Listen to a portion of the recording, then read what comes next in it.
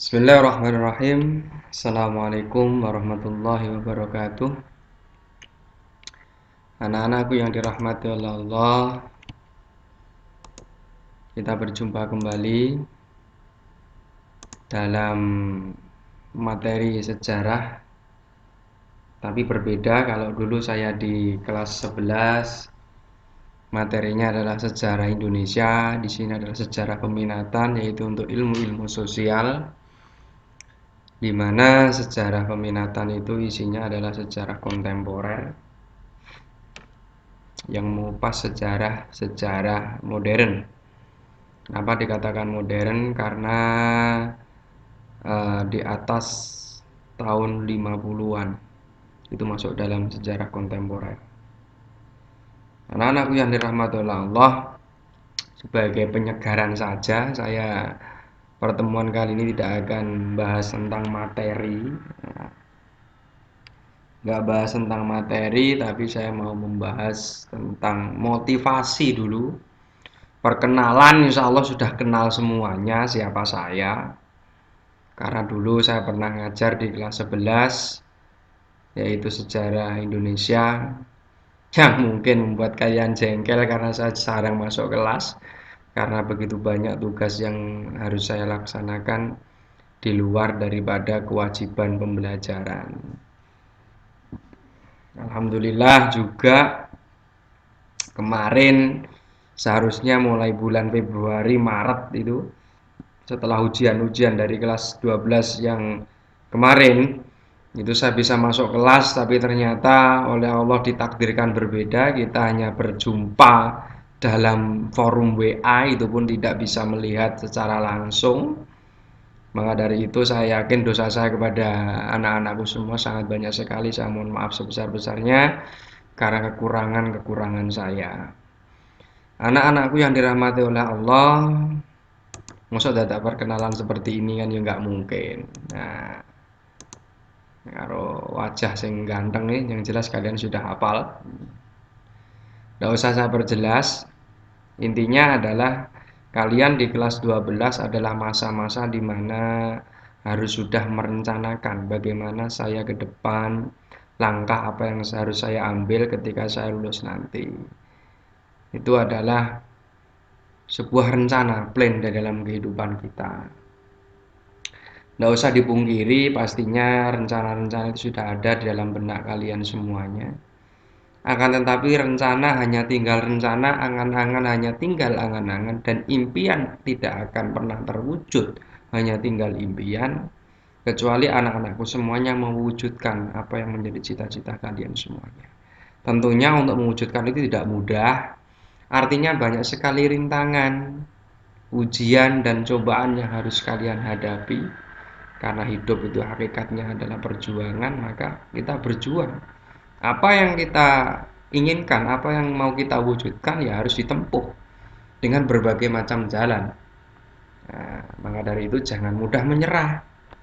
Apalagi di era yang global seperti ini, persaingan semakin ketat, persaingan semakin luar biasa. Kalau anak-anakku semuanya tidak kuat, anak-anakku semua tidak siap dalam menghadapi era globalisasi ini, maka kalian semuanya akan tertindih ataupun bisa dikatakan tidak mampu untuk bersaing. Nah, maka dari itu, anak-anakku semuanya, saya hanya memberikan motivasi. Kunci hidup ini hanya satu: sungguh-sungguh. Man jadda wajadda. Siapa yang bersungguh-sungguh, pasti dia akan memperoleh sesuatu apa yang diharapkan. Nah, maka dari itu, belajar meskipun kondisi pandemi, kita tidak bisa bertatap muka secara langsung, kita tidak bisa bertatap muka secara muwajahah, bisanya lewat virtual, tapi tidak lantas mengurangi semangat anak-anakku semua untuk belajar. Justru dengan kita tidak bisa bertatap muka secara langsung, anak-anakku semuanya punya kebebasan. Kebebasan dalam artian tidak dijadikan sebagai sebuah kebebasan yang negatif, tapi kebebasan yang positif. Artinya, belajar secara santai itu bisa kalian lakukan. Karena ini adalah era-era virtual, era digital, maka informasi anak-anak cari sebanyak-banyaknya. Dengan harapan dengan kita mencari informasi sebanyak-banyaknya, kita mampu menguasai dunia, kita mampu menguasai informasi. Nah, sekarang ini yang paling mahal harganya adalah informasi.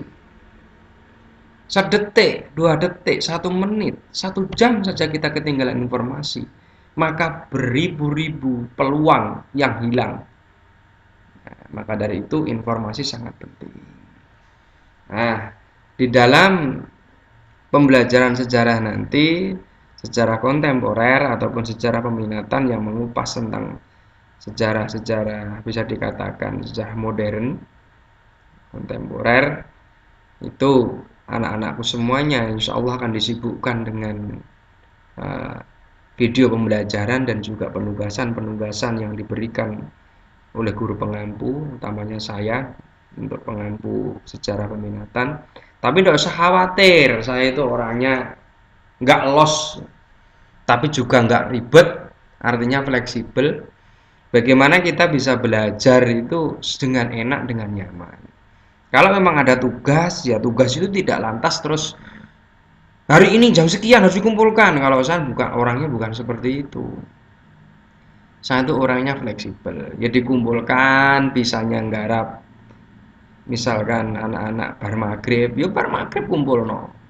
Bisa nggarap bar ngisak dikumpul nih. Luwe-luwe nggarap sambil ngopi. Ini masuk ngopi saya. Alhamdulillahirrahmanirrahim. Nyantai saja. Yang penting apa yang menjadi target pembelajaran itu bisa tercapai.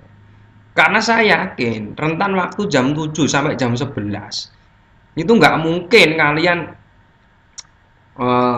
pembelajaran yang jam 1 jam kedua selesai, setelah itu kalian garap tugas. Kesuwen, nggak nutut waktunya. Maka di Merdeka Belajar rentan waktu jam 11 sampai sore ataupun malam itu ya gunakan untuk mengerjakan soal-soal, nanti dikirim di penugasan yang ada di dalam e-learning. Maka e-learning itu jangan sampai kalian tinggalkan. Dan mohon maaf, ini tuntutan era pandemi ini memang smartphone itu jangan sampai kering dari yang namanya kuota atau paketan. Mohon maaf, saya tidak memberikan sebuah tekanan, tidak. Tapi ini adalah kebutuhan pokok sekarang. Maka dari itu, motivasi tetap semangat, tetap belajar yang rajin. Jangan lupa pola hidup sehat dilakukan, makan yang cukup. Kalau bisa ditambah dengan suplemen vitamin. Mudah-mudahan kita semuanya dalam lindungan Allah Subhanahu wa taala.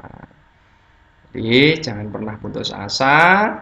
Kalian yang sekarang di kelas 12 itu adalah masa-masa di mana ini detik-detik terakhir kalian untuk menempuh masa depan. Kalau mau kita ukur nanti sampean semua anak-anakku yang dirahmati oleh Allah di kelas 12 tidak lebih dari 7 bulan, maksimal 8 bulan.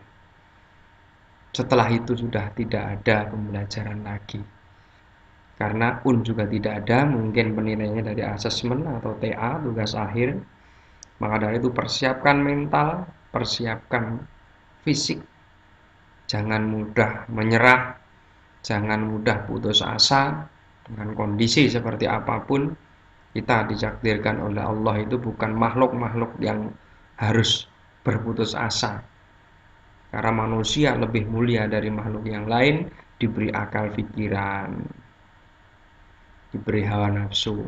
Nah, maka dari itu, anak-anak yang dirahmati oleh Allah, mari kita sama-sama di dalam pembelajaran secara daring ini, kita selalu siap.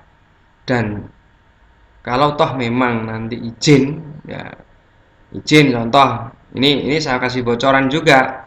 Contoh, Pak, saya izin Pak, pembelajaran jenengan saya tidak bisa ikut, ngantarkan ibu saya ke puskesmas, rupawa ibuku meteng neh Pak, meriksa nih umpamane. Ya itu difoto saja dikirim. Ini Pak, saya izin tidak bisa, difoto dikirim. Tapi tetap kehadiran itu seharusnya diisi. Smartphone dibawa kemana-mana, kehadiran diisi lewat aplikasi itu, dan juga nantinya absensi pulang juga diisi.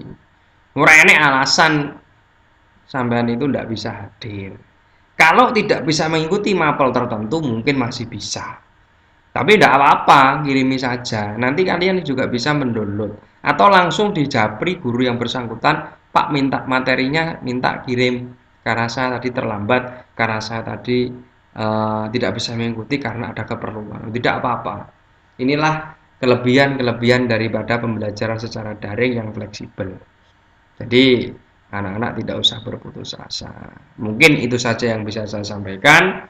Tetap semangat, jaga kondisi tubuh kita, jaga kesehatan, jangan lupa olahraga, makan yang teratur, disuplai dengan vitamin. Mudah-mudahan kita semua diberi kesehatan dan dalam lindungan Allah Subhanahu wa taala. Sekian perkenalan atau motivasi dari saya. Terima kasih atas segala perhatian. Kurang lebihnya mohon maaf. Wassalamualaikum warahmatullahi wabarakatuh.